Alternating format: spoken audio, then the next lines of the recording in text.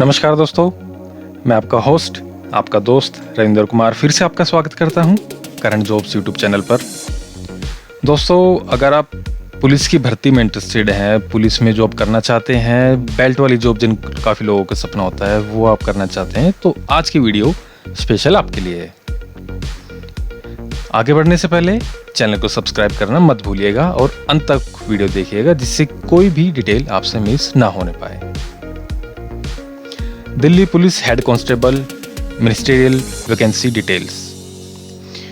Delhi police में head constable की vacancy निकली हुई है। अगर इसमें आपका सिलेक्शन हो जाता है तो जो मिनिस्ट्री डिपार्टमेंट है, मिनिस्ट्री बिल्डिंग्स है, उसमें आपकी पोस्टिंग होगी। तो पहले बात कर लेते हैं हेड कांस्टेबल मेल के लिए, जिसकी टोटल वैकेंसीज हैं 372 टोटल वैकेंसीज है हेड कांस्टेबल मेल के लिए, जिसमें जनरल कैटेगरी में 140 140 जनरल कैटेगरी, ईडब्ल्यूएस में 37 37, ओबीसी कैटेगरी में 86 86, एससी कैटेगरी में 56 56, एसटी कैटेगरी में 53 53 वैकेंसीज है निकली हुई है।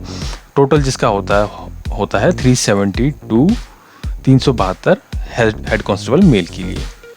और हेड कांस्टेबल फीमेल के लिए टोटल वैकेंसीज हैं 182 182 टोटल वैकेंसीज हैं, जिसमें जनरल कैटेगरी में 69 69, ईडब्ल्यूएस कैटेगरी में 18 18, ओबीसी कैटेगरी में 42 42, एससी कैटेगरी में 27 27 और एसटी कैटेगरी में 26 26 वैकेंसीज हैं। सो 182 टोटल वैकेंसीज बनती हैं।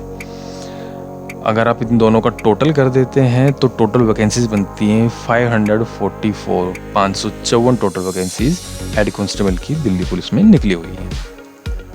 काफ़ी अच्छा नंबर है टोटल नंबर की। अगर हम बात करें एलिजिबिलिटी की बात कर लेते हैं कि इसमें एज लिमिट की बात कर लेते हैं। एज लिमिट आपकी होनी चाहिए 18 से 25 साल के बीच में इन पोस्ट को अप्लाई करने के लिए, और आपकी क्वालिफ़िकेशन +2 होनी चाहिए। उससे कम अगर आपकी क्वालिफ़िकेशन है तो आप इसमें अप्लाई नहीं कर पाएंगे। प्लस आपको टाइपिंग की नॉलेज भी होनी चाहिए। एप्लीकेशन फ़ीस और इम्पोर्टेंट डेट्स की बात कर लेते हैं। 17 मई 2022 को ये वैकेंसी स्टार्ट होंगी। आप इसमें अप्लाई कर सकते हैं, जिसकी लास्ट डेट है 16 जून 2022। काफ़ी टाइम दिया हुआ है, 1 महीने का आपको अप्लाई करने के लिए, नोटिफिकेशन पढ़ने के लिए, पूरी तरह से जानकारी को समझने के लिए। एग्ज़ाम डेट सितंबर में किसी डेट को होगी, उसका आपको नोटिफाई कर दिया जाएगा। एप्लीकेशन फ़ीस अगर आप जनरल कैटेगरी से हैं, ओबीसी कैटेगरी से हैं और ईडब्ल्यूएस कैटेगरी से हैं तो आपको पे करने होंगे 100 रुपीज़, 100 रुपये आपको पे करने होंगे। लेकिन अगर आप एससी कैटेगरी से हैं, एसटी कैटेगरी से हैं, पीडब्ल्यू कैटेगरी से हैं, ईएसएम कैटेगरी से हैं और फीमेल हैं तो आपको पे करना होगा 0 आपको कुछ पे नहीं करना है। मोड ऑफ पेमेंट ऑनलाइन है। ऑफ कोर्स पहले मैं बता चुका हूँ कि आजकल सब कुछ ऑनलाइन होता है, ऑफलाइन का विकल्प इसमें आपके पास नहीं होगा। सिलेक्शन प्रोसेस कैसे होगा? अगर आपको थोड़ा भी नॉलेज है, थोड़ी भी ज्ञान है, तो आपको पता होगा कि इसमें काफ़ी अलग चीज़ें होती हैं। जो फ़ौज की नौकरी हुई, पुलिस की नौकरी हुई। सो इसमें मैं आपको बता देता हूँ। पहले एक रिटर्न टेस्ट होगा जिसके 100 मार्क्स हैं। फिर आपका फिज़िकल टेस्ट होगा जो आपको क्वालिफाई करना ही होगा। टाइपिंग टेस्ट है जिसमें इंग्लिश में आपकी स्पीड होनी चाहिए 30 वर्ड्स पर मिनट, और अगर हिंदी है तो 25 पर मिनट्स होनी चाहिए, जिसके 25 मार्क्स हैं इस टेस्ट के।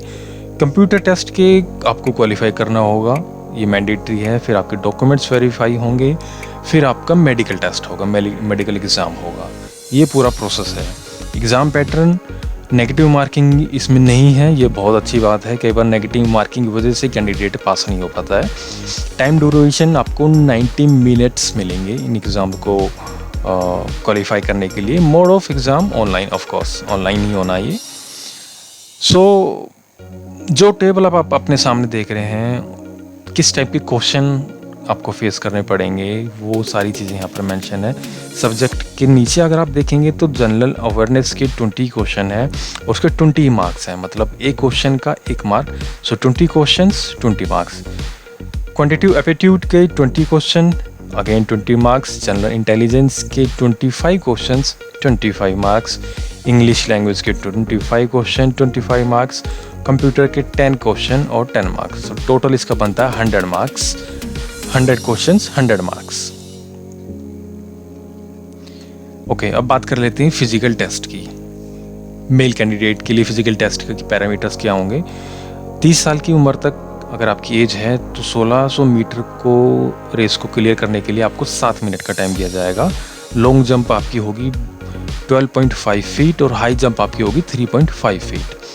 30 से 40 की साल के बीच में अगर आपकी एज है तो रेस वही रहेगी 1600 मीटर, लेकिन आपका 1 मिनट और बढ़ जाएगा, 1 मिनट और एक्स्ट्रा आपको दिया जाएगा रेस को कंप्लीट करने के लिए।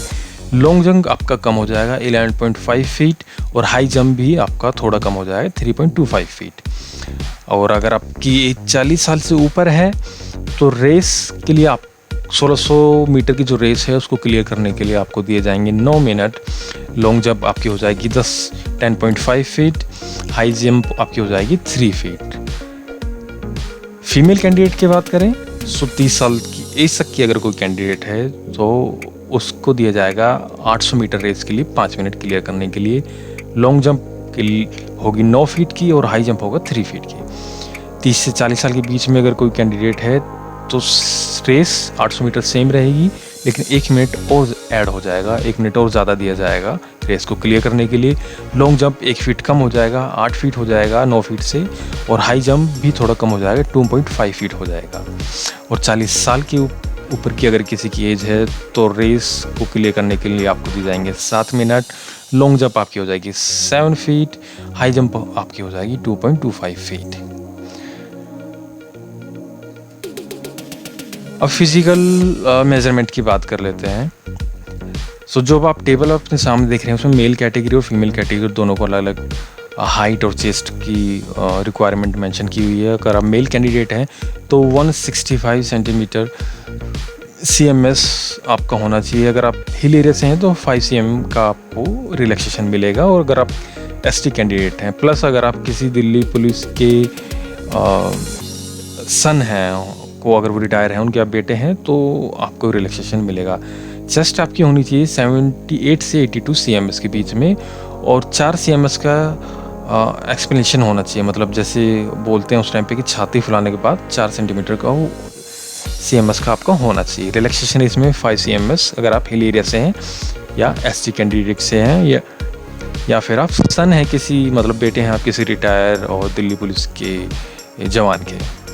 फीमेल कैंडिडेट के लिए आपकी हाइट होनी चाहिए 150 CMS, और अगेन इसमें 5 CMS का रिलैक्सेशन दिया हुआ है अगर आप हिल एरिया से हैं, ST कैंडिडेट हैं या आप किसी पुलिसमैन की डॉटर हैं। तो चेस्ट के लिए इसमें कोई जानकारी नहीं दी हुई है, ये NA है, नॉट अवेलेबल।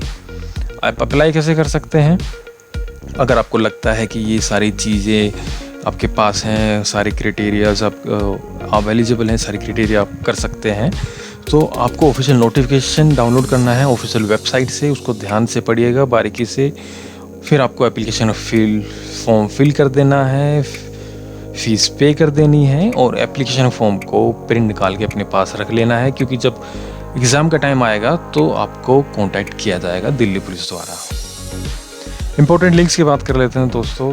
जो ये वैकेंसीज निकली हुई हैं उसके लिए जो अप्लाई कर सकते हैं आप ऑनलाइन, उसका लिंक मैंने डिस्क्रिप्शन में मेंशन किया, वहाँ से आप उसको एक्सेस कर सकते हैं।